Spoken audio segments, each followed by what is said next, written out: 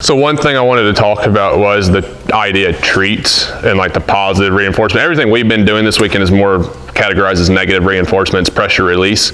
I guess that's your classical horse training, probably how it probably all started, I would assume. But that's what we've been doing this weekend.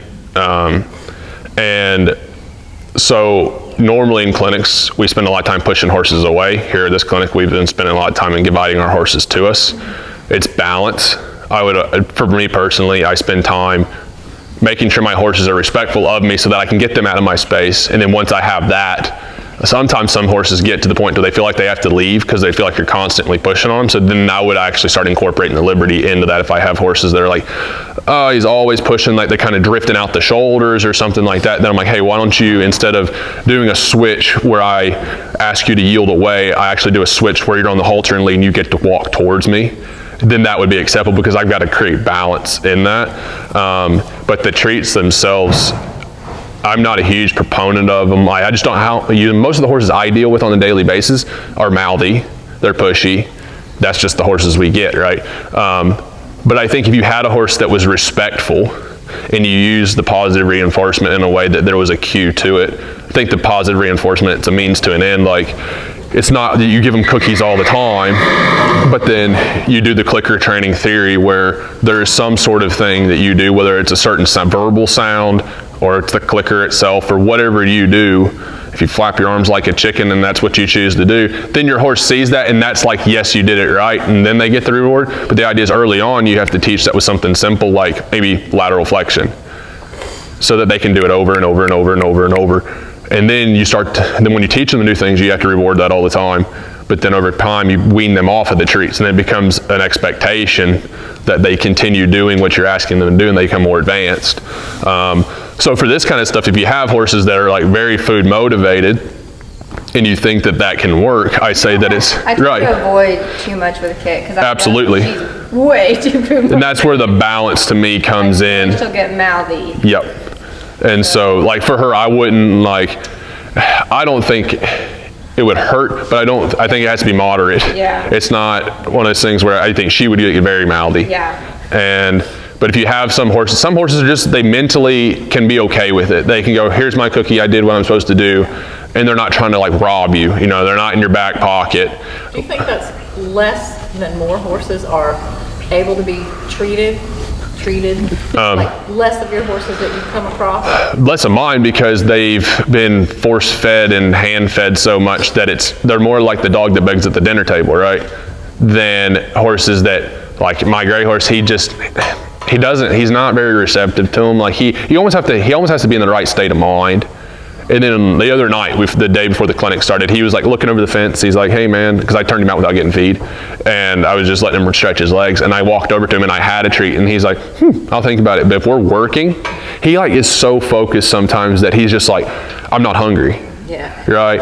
And I've stuck him in his mouth. I'm like, hey, this tastes good. Like just, because he doesn't, unless he's going to try it, you don't know if you like it, right? And he's eating, I can throw him in his bucket and he'll eat him in his stall. But for him, like I haven't had much luck with him actually trying to take them during work. Sometimes when he gets tight, I'd like for him to take me up on it because that'd make him work his mouth. So I'm trying stuff like that, but I think that just like horses that are pushy, I wouldn't start inviting them towards me. And so horses that are mouthy, I wouldn't be going to hand feed them. I think that sometimes though, if treats have been one of those occasional things, but the horses that are staying in their stalls and they see you coming with the peppermint bag and they're banging on their stalls, I sure as hell wouldn't be hand feeding them. I don't hand feed horses really anyway. If people bring treats to their horses, I say drop them in their buckets in their feed stalls. Because normally I've already had to go back and try to correct that behavior. But I think there's something to be said for the idea of the positive reinforcement. I think it's something that can be integrated, but it doesn't have to be all the time. Like you might just have it in your pocket and they do something really good and you surprise them. You're like, hey, good job. And they're like, whoa, that was pretty sweet.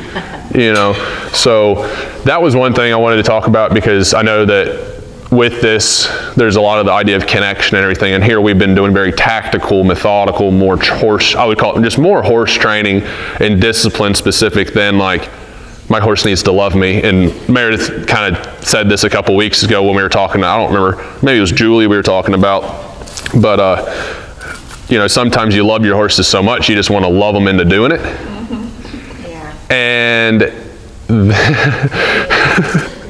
and so. That's not what they do with each other. Right, yeah, and it just gets in the way sometimes, and you can't really do it. Like, you can love them, but sometimes that anthropomorphizing of the relationship can get in the way. And so even with this stuff, I try not to go far extreme. I try to find the balance in it, but I do say, okay, some people come to a Liberty Clinic for a cosmic, very hippy-dippy kind of experience, and I'm like, here, this is to me is like doing a reining clinic or doing a jumping clinic. It's a discipline to me, and that's why it can be black and white. Still, I want my reining horses and my jumping horses to love me just as much as my Liberty horses, right? So that was one thing that I just kind of want to touch on in terms of like the positive reinforcement. Like, I think there's a time and a place if you wanted to integrate it and you think it would help your horses, like maybe your little mare, right? She wasn't very, very apt to want to be with you.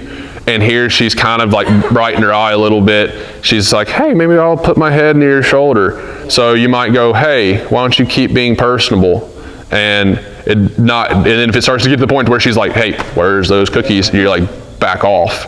But being calculated, here we've had processes, and I'm gonna talk about the mark training here in a second, but we've had processes of starting the marks on the wall, then gradually bringing them off. Same thing with the treats. If you're gonna give them a treat, you know, if you're gonna use it as a training aid, give them some sort of saying, like, you can just say good, right? You can have a nice way of saying good, and then they go, oh, I did that right? And then you're like, yeah, you did. So I'm open to that kind of stuff, but I just want to make sure your horses stay respectful, right? And you're not starting to get run over and stuff like that.